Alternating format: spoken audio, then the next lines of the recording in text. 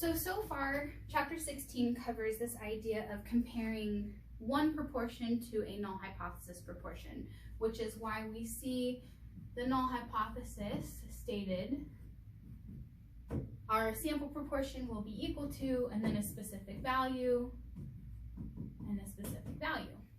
That's because we're comparing our sample proportion from one data set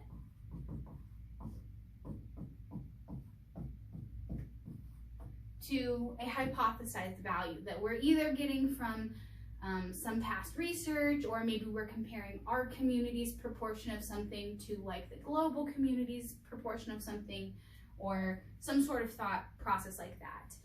But now we're actually going to switch gears and we're going to talk about hypotheses tests for two proportions. So when we talk about comparing two proportions, that means instead of working with one data set, we're actually going to be working with two data sets. Where these data sets comes from varies, but essentially we could look at it as, let's say we were comparing the proportion of, I don't know why I always go to this example, but the number of men with breast cancer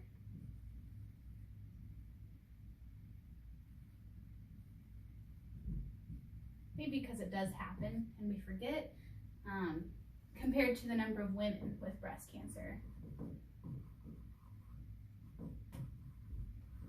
So we could calculate the proportions for these two samples and compare them to see if there's a different rate. To do that, we take a slightly different approach. The formulas are like a little bit different, but for the most part, it's going to look pretty similar to what we've been working with thus far. So I'm not going to leave the data set up here because, as you guys can tell, I have a pretty small board in my office, so I don't have a lot of space to write all of the things ideally I would if we were in a full classroom. But let's go ahead and walk through some of the logic. So the formulas change a little bit, but the whole way that we go about it and the way that we make our comparisons and the conclusions we reach are going to be the same. So get really comfortable with this idea of comparing the p-value to the alpha value, because it's going to be something you see throughout this whole class. And get used to this idea of a test statistic. It's a very general term we use, and what the test statistic is changes based upon what we're talking about. So far we've really just talked about Z statistics, but if you recall back, I also told you that there's something called a T distribution that we use for T statistics, and an F distribution that we use for F statistics. And those are all just different types of tests for making comparisons between groups based upon your research design and what kind of questions you're asking. So let's go ahead and we're going to jump into chapter 17, binomial distributions for comparing two proportions. I don't know why I can't talk, maybe because I've been talking for a while now.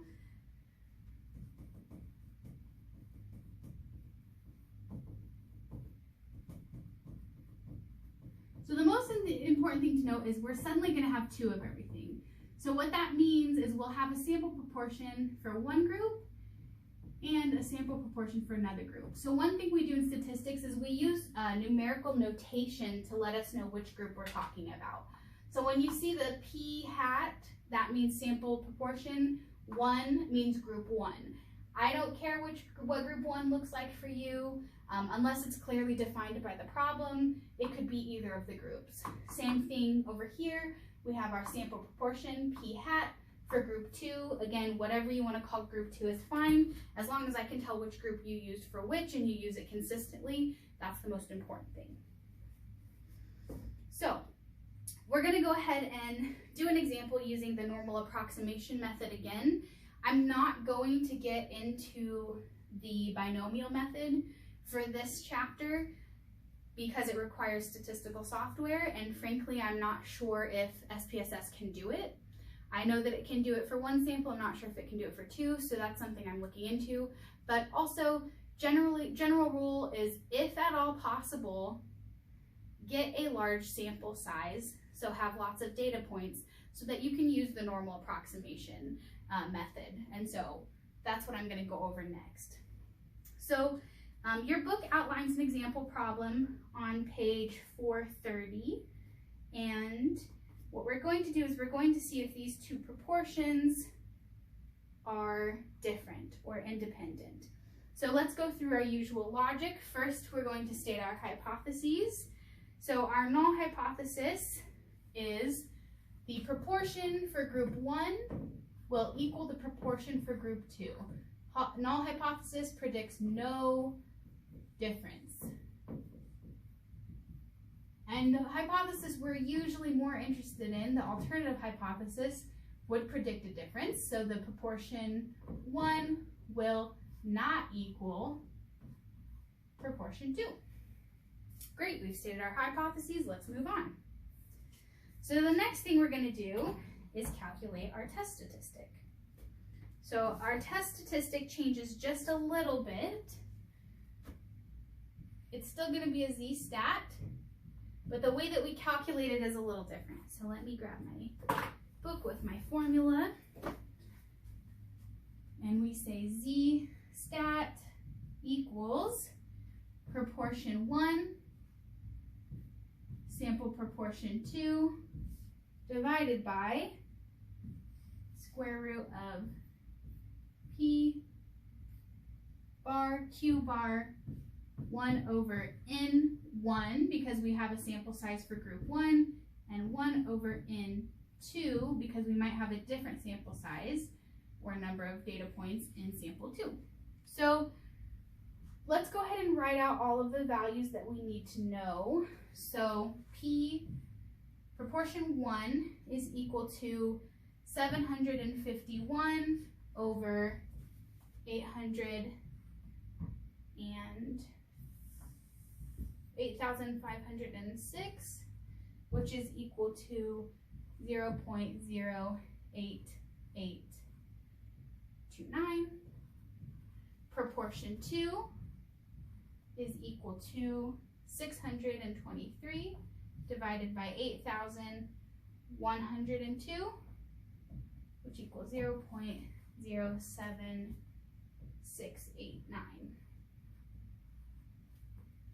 So I'm going to give myself a little bit more space on the board. I just wanted to make sure you saw where those proportions were coming from.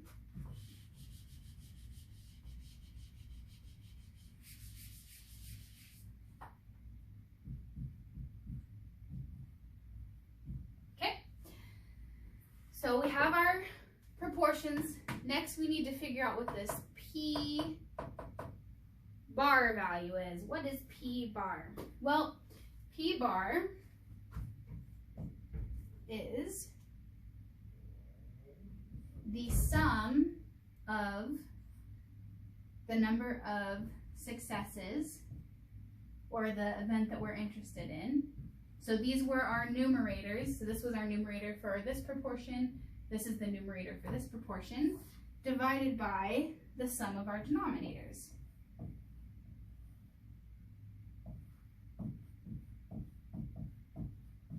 So this was the denominator for proportion 1.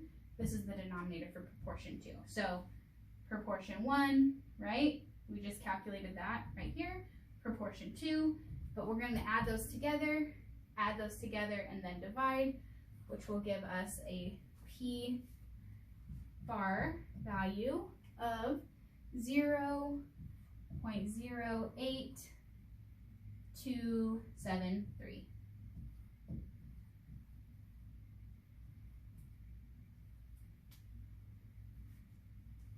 Great. Now, take a look before I erase. Now we're going to do Q bar because that's the next one that we need for our Z statistic formula. And Q bar is really easy because anytime you see Q, that's going to be a Q, to you, that it's going to be the inverse of P when we're talking about proportions. So in this case, it becomes 1 minus P bar, 1 minus P bar, which equals 0.91727. And I will tell you that yes, I am following along in your book, but I actually did these sample problems myself by hand before I lectured to you. And that's what I recommend that you do. If at all possible, try to follow along on the example problems in your book.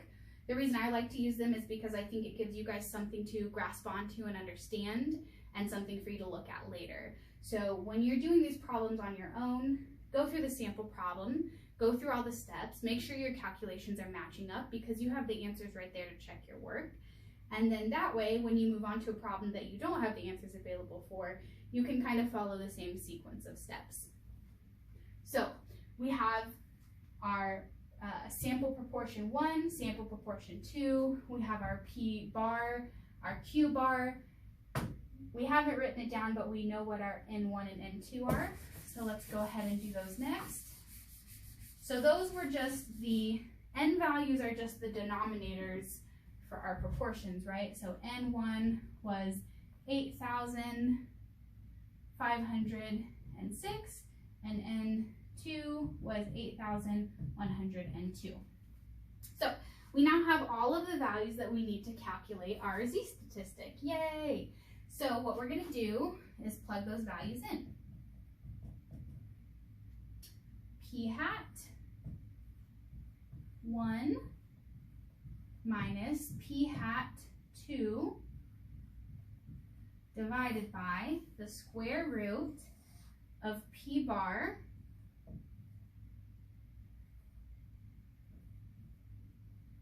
times Q bar times 1 over N1 plus 1 over N2. So the way that you solve this equation, just in case you need a refresher on math, general math basics, we always start inside the parentheses. So the first thing I would do is add these two values together. Then at that point you can multiply that value, so 1 divided by 8,000 plus 1 divided by In case you don't know, you should do the division first, right? So take 1 divided by this value, put that number aside, 1 divided by this value, put that number aside, add them together. Then you'll have one number for the whole parentheses value. You can take step 2, which is going to be multiplying this value times this value times this value, or with multiplication, you can go the other direction, it doesn't matter. This will give you one number under the square root sign. So then the next thing you should do is square root, which will give you a single denominator. And then the last two steps would be do your subtraction up here. And then the very last thing would be this division sign. So dividing our numerator by our denominator. I'm not going to walk through all of that because I obviously don't have a lot of board space, but we will get a z-statistic equal to 2.67. If you have a like a graphing calculator or a calculator where you can enter more like longer multiplication and division problems, this kind of work becomes a lot easier because you can just make sure you enter everything in the appropriate parentheses and square root everything, and it becomes a lot easier to solve. When you solve it with a simple calculator, it can be really hard to make sure you're doing all the steps correctly and writing down all the numbers correctly. So that is one advantage to using maybe like a graphing calculator, a scientific calculator, Google calculator does a pretty good job, or Excel is always a plus. So we have our z-statistic. So let's go ahead and follow through our next steps, which are going to be finding our p-value, comparing it to our alpha value, and drawing our conclusions. So again, the alpha value is decided before the experiment. I just keep forgetting to write it down. And in this test, they have an alpha equal to 1%, so 0.01. So again, we have our z-statistic here. So I'm going to look up what the p-value would be. And just to kind of throw it back one more time, come full circle for our lectures, this week. Our Z statistic is under the normal distribution. It's going to be about here, in case you were wondering what it would look like. And what we're going to do is we're going to go ahead and look in the back of the book. Sorry, this is a Z. I know my Z looks like a 2. My students give me a hard time all the time. So what we're going to do is we're going to use the back of the book, go back to table. Actually, in this case, we're not going to look at table F because this is called a directional, or a, oh no, we are going to look at table F. Ignore me. We're not on to one-tailed yet. So again, we're going to go back to Appendix F. Remember this. We're going to find our Z statistic of 2.6, which is, I really hope you can see this. It's the first column tells us what the first part of our Z statistic should be, so 2.6, and then the next number is 7, so we go 0, 0, so this would be 2.60, 2.601, 2.602, 2.603, 4, 5, 6, 7. That's our p-value.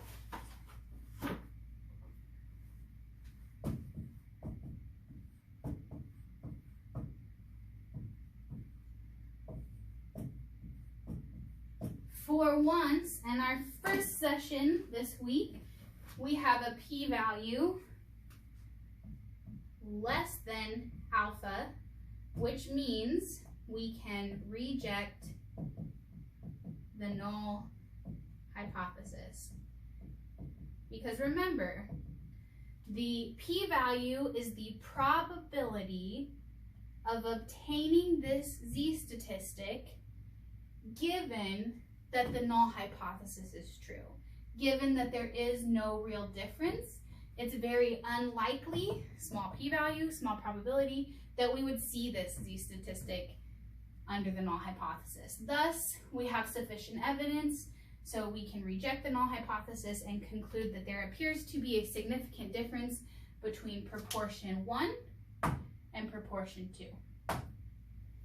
So hopefully this lecture series has been helpful for you this week. I personally hate making videos of myself lecturing, but I realize that you guys learn using lots of different styles, and so I hope that for those of you that maybe haven't been taking to the screencasts as well, I hope this will be helpful for you. I'm going to probably try to continue to do a little bit of both so that I can kind of balance everything.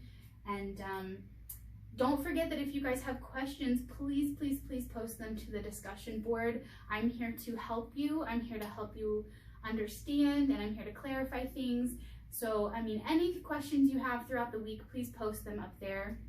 I do think that I'm going to change the due date so that the question board won't close. But what that means is, like I said, I'm going to typically ask you to try to have them posted by Wednesday so that or even Thursday, so that I have enough time to answer them. But if you post them after that, know that I will answer them. I just might need a little bit more time because of my own schedule. So thanks guys, and I hope that your homework from today's Sunday, so today, is going well, or from last week if you're watching this during the week. And we'll have another homework assignment posted this up and coming weekend. Thanks guys.